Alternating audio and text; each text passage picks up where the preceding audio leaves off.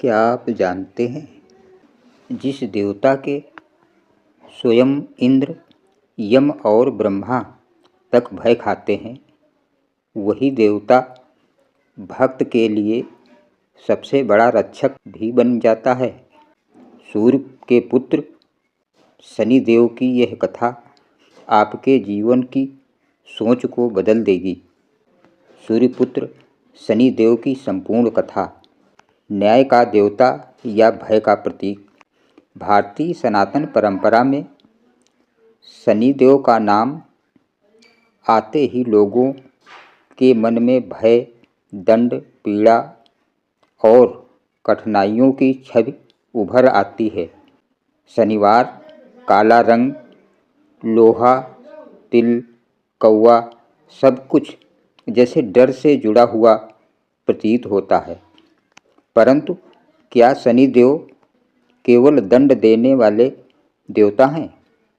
नहीं, शनिदेव कर्मों के न्यायाधीश हैं। ना निर्दयी, ना पक्षपाती, वे वही फल देते हैं जो मनुष्य अपने कर्मों से बोता है।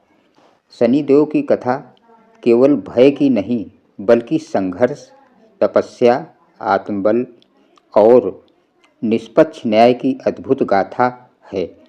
सूर्य और छाया का पुत्र शनिदेव सूर्य और माता छाया के पुत्र हैं। सूर्यदेव तेज, प्रकाश और ऊर्जा के प्रतीक हैं, जबकि माता छाया धैर्य, संयम और सहनशीलता का रूप है। यही कारण है कि शनिदेव के स्वभाव में सूर्य का तेज भी है और छाया की गहराई भी। माता छाया अत्यंत तेजस्विनी थीं। गर्भावस्था में भी वे कठोर व्रत और साधना में लीन रहती थी।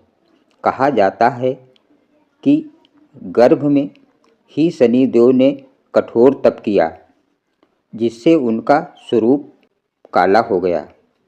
जब शनिदेव का जन्म हुआ, सूर्यदेव ने उन्हें देखा और क्षण भर को उनके रंग से विचलित हो गए। यही वो क्षण था जिसने पिता पुत्र के संबंधों में दूरी पैदा कर दी। ऐसी मान्यता है कि शनिदेव की दृष्टि अत्यंत प्रभावशाली है।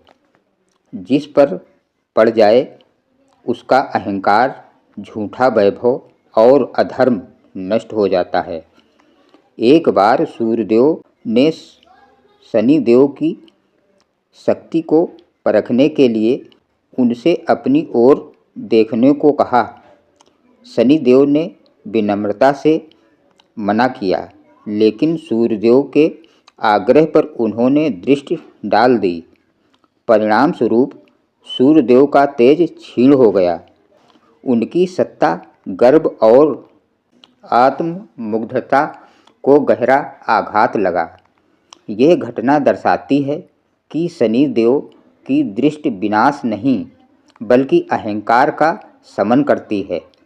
शनिदेव का सबसे बड़ा गुण है न्याय। वे ना किसी के रिश्तेदार हैं, ना मित्र, ना शत्रु। उनके लिए केवल कर्म मायने रखते हैं। राजा हो या रंक, देवता हो या दानव, जो जैसा करेगा वैसा भरेगा। इसी कारण शनिदेव को कर्म फलदाता कहा जाता है। राजा विक्रमादित्य और शनिदेव। शनिदेव की प्रसिद्ध कथा राजा विक्रमादित्य से जुड़ी है। एक बार राजा विक्रमादित्य ने गर्ववश कहा, मेरे राज्य में अन्याय नहीं हो सकता। यह अहंकार शनिदेव को खटक गया। उन्होंने राजा पर साढ़े-साती डाल दी। कुछ ही समय में राजा का राज्य चला गया। सम्मान मिट्टी में मिल गया। वह भिक्षुक बन गया। अंततः एक पैर कट गया। लेकिन इस पीड़ा में भी राजा विक्रमादित्य ने धर्म और सत्य का साथ नहीं छोड़ा। जब साढ़े-साती समाप्त हुई, शनिदेव प्रकट हुए और बोले, राजन, तुम्हारे कर्म शुद्ध थे। मैंने तुम्हें दंड नहीं दिया बल्कि परखा। राजा को पुनः राज्य मिला, पहले से अधिक वैभव और यश के साथ। यह कथा सिखाती है, शनिदेव कष्ट देकर तोड़ते नहीं, निखारते हैं।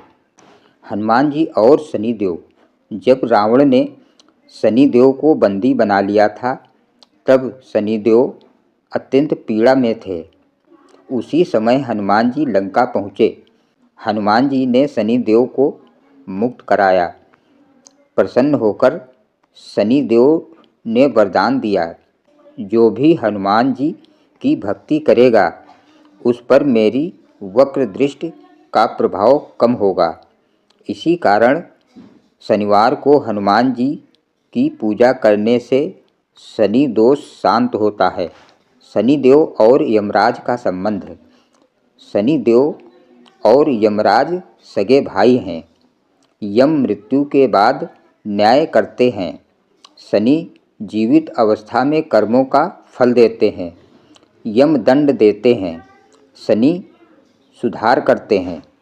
शनि की साढ़े साती और ढैया का रहस्य। लोग साढ़े साती से भयभीत रहते हैं, पर यह काल जीवन का सबसे बड़ा शिक्षक होता है। इस समय असत्य टूटता है, झूठे संबंध छूटते हैं, अहंकार चूर होता है और आत्मा परिपक्व होती है। जिसने धैर्य रखा वही महान बना। शनिदेव की भक्ति का फल। जो व्यक्ति ईमानदारी से जीवन जीता है, गरीबों की सहायता करता है, माता पिता का सम्मान करता है, धैर्य और संयम रखता है, उसके लिए शनिदेव रक्षक बन जाते हैं। शनिदेव का संदेश। मैं दंड नहीं देता, मैं तुम्हारे कर्मों का आईना दिखाता हूँ। मुझसे मत डरो, अपने कर्मों से डरो। निष्कर्ष। शनिदेव भय नहीं, विश्वास। शनिदेव अंधकार नहीं बल्कि अज्ञान को दूर करने वाली छाया हैं। वे दुख नहीं देते, वे हमें मजबूत बनाते हैं। जो शनिदेव को समझ गया वह जीवन के हर संघर्ष को जीत गया। अगर आपको यह कथा प्रेरणादायक लगी हो तो इसे साझा करें, क्योंकि शनिदेव की कथा डराने के लिए नहीं, जगाने के लिए है।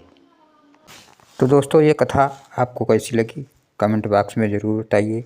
सुनने के लिए बहुत बहुत धन्यवाद। फिर मिलेंगे किसी अन्य कथा कहानी के साथ। तब तक के लिए नमस्कार।